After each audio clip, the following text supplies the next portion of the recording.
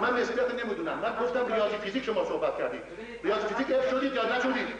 ریاضی فیزیک اف شدید یا نشدید؟ اول اینو بگید. نه بشین سر جا. وقتی که خفه شو. کثافت. شما دانشجو نیستی. بی‌شرف.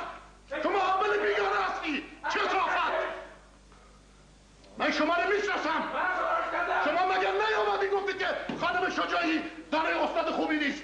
مگر نیامد برای شما این حرفا رو زد؟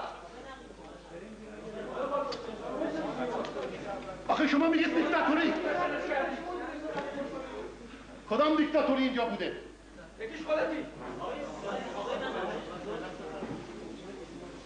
بشین شما آقای دکتر بشین. جلسه که با این گاهی شده متشنج نمیشه.